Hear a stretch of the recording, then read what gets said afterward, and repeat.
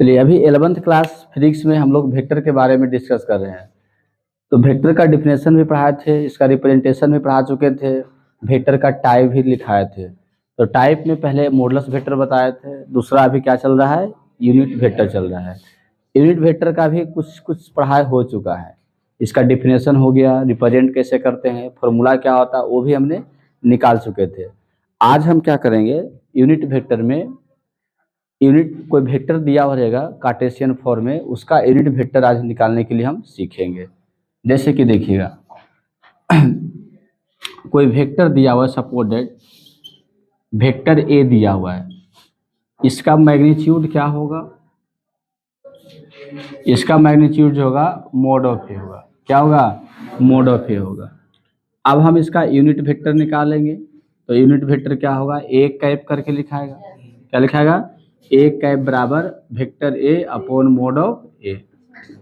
Mode of क्या हो गया, ए हो गया। ये वेक्टर है, इसका मैग्नीट्यूड है, जिसको हम मॉडुलस वेक्टर कहते हैं।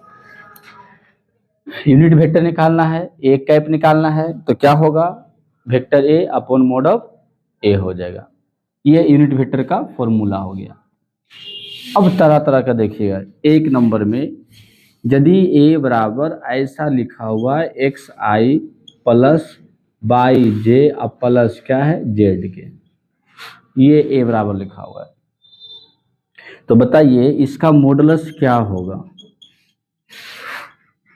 इसका मॉडुलस क्या होगा, मोड ऑफ ए होगा। अब मोड ऑफ ए का मतलब क्या होगा, एक्स आई प्लस बाई जे अब प्लस क्या हो गया जेड के का मॉडुलस। अब इसका मॉडुलस का मतलब क्या होगा बताइए, तो x square plus by square plus Z square का अंडर रूट, इस प्रकार से मॉडुलस निकलेगा। और जब इस प्रकार से मॉडुलस निकल गया तो अब हमें निकालना है यूनिट वेक्टर। क्या निकालना है, यूनिट वेक्टर। तो ए कैप बराबर क्या लिखेंगे, ऊपर वेक्टर ए और नीचे mode of A, modulus vector A. कोई दिक्कत। अब इम्प्लाई ए कैप बराबर ए की जगह पर क्या रखाएगा बताइए, X I plus by J plus Z K रखाएगा। मोड ऑफ ए की जगह पर क्या रखाएगा, X square plus by square plus Z square का अंडर रूट। इस तरह से बारी बारी से सब में डिवाइड कीजिएगा, यूनिट वेक्टर आपका आ जाएगा। कोई दिक्कत। एग्जाम्पल देखिए,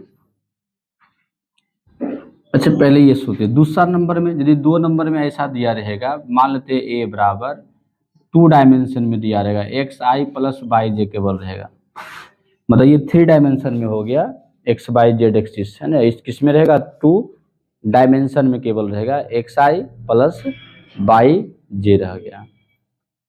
तब क्या होगा, इसका यूनिट वेक्टर कैसे निकलेगा, तो पहले मॉडुलस मोड ऑफ ए कैसे निकालिएगा, x square plus by square का अंडर रूट। अब लिखिएगा यूनिट वेक्टर।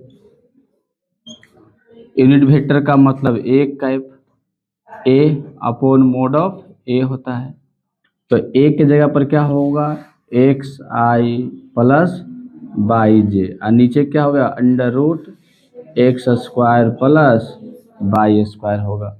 कोई दिक्कत। अलग अलग डिवाइड कीजिए, ए कैप बराबर एक्स बटे under root x square plus by square, इसमें क्या रहेगा, आई का आई लगा हुआ रह जाएगा प्लस, नहीं समझे, 2 टर्म है तो पहले एक्स बटे इतना होगा, आई का आई लगा हो रहेगा प्लस, अब बाई बटे हो जाएगा x square plus by square का अंडर रूट, इसमें क्या होगा जे का जे लगा रह जाएगा। ये एक कैप बराबर हो गया, ये क्या हो गया, एक कैप बराबर। इस तरह से यूनिट वेक्टर निकाला जाता है। अब देखिए एग्जाम्पल, यहाँ पर क्योंकि फिजिक्स में आपका 2D प्लेन पढ़ना है तो ज़्यादा करके 2D का ही यूज होगा, एक्स आई प्लस बाई जे का ही रहेगा, आई जे का 2 एक्सिस का। जैसे कि देखिए कोई वेक्टर ए बराबर दिया हुआ है 3i अब प्लस 4j या माइनस 4j है, 3i और माइनस क्या है 4j, इसका यूनिट वेक्टर निकालना है। समझ रहे हैं ना, कोई वेक्टर दिया हुआ है, क्या दिया हुआ है, a बराबर 3i माइनस 4j है, इसका क्या निकालना है यूनिट वेक्टर निकालना है। तो निकल जाएगा यूनिट वेक्टर। कैसे निकालिएगा, पहले आपको क्या करना है मॉडुलस, पहले क्या निकालना है मॉडुलस, 1 का मॉडुलस, तो क्या हो गया 3i माइनस 4j का क्या हो गया मॉडुलस। कोई दिक्कत। अब मॉडुलस कैसे निकलता है, 3 का होल स्क्वायर, अब प्लस माइनस 4 का होल स्क्वायर और अंडर रूट, इसी तरह से लिखाता है ना। 3 का स्क्वायर 9, 3 का स्क्वायर क्या होगा 9, अब माइनस 4 का स्क्वायर 16, और इसका अंडर रूट क्या होगा 25, क्या हो गया 25, अब 25 का रूट कितना होगा 5, तो मोड ऑफ ए निकल गया, कितना गया 5 आ गया, 5 आ गया। कोई दिक्कत। अब मोड ऑफ ए 5 आ गया, तो अब हमें निकालना है यूनिट वेक्टर। क्या निकालना है यूनिट वेक्टर, यानी ए कैप बराबर ए अपॉन मोड ऑफ ए, यही होगा ना। तो ए कैप बराबर ए के जगह पर 3i माइनस 4j और अपॉन क्या हो गया 5। अब 5 से अलग अलग डिवाइड कीजिए तो क्या होगा 3/5, अब आई लगा हुआ रह जाएगा, माइनस 4/5 और क्या रह जाएगा जे लगा हुआ रह जाएगा। कोई दिक्कत। इस तरह से लिखा जाएगा, यही हो गया यूनिट वेक्टर। और यूनिट वेक्टर का परिमाप कितना होता है, यूनिट वेक्टर का मैग्नीट्यूड कितना होता है 1 होता है। क्या होता है 1 होता है। आप इसका मैग्नीट्यूड निकालिए, इसका मॉडुलस निकालिए, 1 होगा। क्या हुआ 1, दावे के साथ कहते हैं इसका मैग्नीट्यूड क्या आएगा 1 आएगा। कोई दिक्कत। चलिए ठीक है, लिख सकते हैं, इसको नोट कीजिए। यूनिट वेक्टर हो गया। अब हम पढ़ेंगे इक्वल वेक्टर, 3 नंबर होगा। क्या होगा इक्वल वेक्टर। इक्वल वेक्टर किसको कहते हैं, समान सदिश। जानते हैं इक्वल वेक्टर क्या होता है, दो वेक्टर इक्वल कहलाएगा यदि दोनों का मैग्नीट्यूड और डायरेक्शन क्या होता है सेम होता है। इसमें दोनों सेम होता है। हाँ, यदि ऐसे सिंपल लिखते हैं मैग्नीट्यूड, मैग्नीट्यूड का मतलब परिमाप, और डायरेक्शन, डायरेक्शन का मतलब क्या होता है दिशा, दोनों समान होता है। दोनों क्या होता है समान होता है। यदि दो वेक्टर का मैग्नीट्यूड और डायरेक्शन दोनों क्या होता है समान होता है, तो वह इक्वल वेक्टर कहलाता है। तो वह क्या कहलाता है इक्वल वेक्टर कहलाता है। जैसे कि देखिए एक वेक्टर ये है ए, शांत रहना है, ये वेक्टर ए है, फिर दूसरा वेक्टर ये क्या है बी है। दोनों का डायरेक्शन सेम है, दोनों का डायरेक्शन क्या है सेम है। अब मैग्नीट्यूड भी क्या है सेम है। तो डायरेक्शन सेम है, मैग्नीट्यूड सेम, तो दोनों इक्वल होगा। आज जब इक्वल होगा तो इसको हम ऐसे लिखेंगे ए बराबर बी करके। इक्वल होगा तो क्या लिखना है ए बराबर बी करके लिखना है। कोई दिक्कत। ये होगा इक्वल वेक्टर का कंसेप्ट।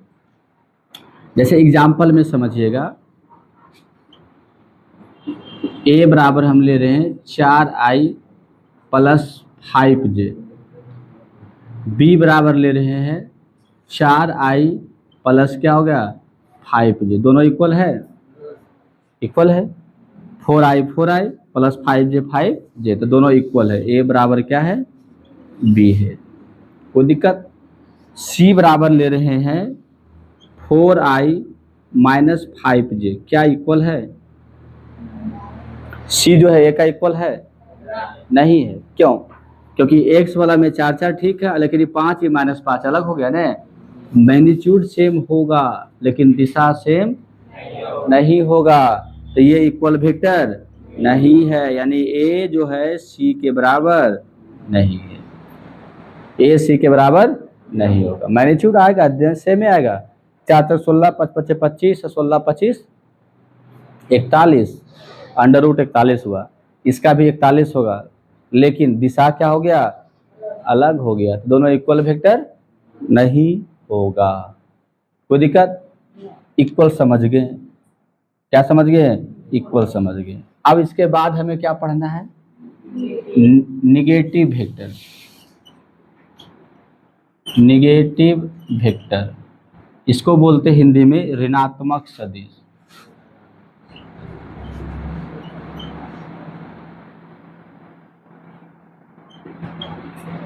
निगेटिव वेक्टर क्या होता है जानते हैं? नहीं, दो वेक्टर जिसका परिमाप सेम होता है लेकिन डायरेक्शन अपोजिट होता है। परिमाप सेम होगा लेकिन डायरेक्शन क्या होगा, अपोजिट होगा। जैसे देखिए, यदि ए और बी का, यदि वेक्टर ए और बी का परिमाप समान हो परंतु दिशा क्या हो, विपरीत हो। यदि ए और बी का परिमाप समान हो परंतु दिशा क्या हो, विपरीत हो, तो ए और बी एक दूसरे का निगेटिव वेक्टर कहलाता है। तो ए और बी एक दूसरे का क्या कहलाता है, निगेटिव वेक्टर कहलाता है। दोनों का परिमाप सेम रहेगा लेकिन दिशा क्या रहेगा, विपरीत रहेगा, तो दोनों क्या कहलाएगा, निगेटिव वेक्टर। जैसे कि देखिए, ये वेक्टर ए है इधर की ओर और ये वेक्टर बी है, दोनों का परिमाप सेम है, दिशा अपोजिट है, तो दोनों क्या होगा, निगेटिव होगा। ए का निगेटिव बी होगा और बी का निगेटिव क्या होगा, ए होगा। दोनों बराबर होगा कब, जब माइनस से मल्टीप्लाई करेंगे तब। समझे? क्या नहीं समझे? ए का निगेटिव बी होगा, बी का निगेटिव क्या होगा, ए होगा। जैसे कि कोई मान लीजिए 5 किलोमीटर पूरब की ओर है, 5 किलोमीटर टुवार्ड साउथ, और एक है 5 किलोमीटर टुवार्ड नॉर्थ, तो एक दूसरे का दोनों 5-5 किलोमीटर है लेकिन दिशा अलग अलग है। दिशा क्या है, अलग अलग है, तो वो दोनों एक दूसरे का क्या होगा, निगेटिव वेक्टर कहलाएगा। कोई दिक्कत? तो निगेटिव वेक्टर जो होता है पैरेलल वेक्टर में आएगा कि नहीं आएगा, दोनों दूसरे के पैरेलल भी है, तो ये कौन सा वेक्टर में आता है, पैरेलल, यानी एंटी पैरेलल हो गया। सॉरी, क्या हो गया, ये एंटी पैरेलल, एगो उधर एगो इधर, तो इसको हम क्या बोलते हैं, एंटी पैरेलल भी होता है। निगेटिव वेक्टर क्या होता है, एंटी पैरेलल होता है। एंटी पैरेलल मतलब प्रति समांतर, प्रति क्या होता है, समांतर होता है। कोई दिक्कत है यहाँ तक? चलिए ठीक है, नोट कर लीजिए।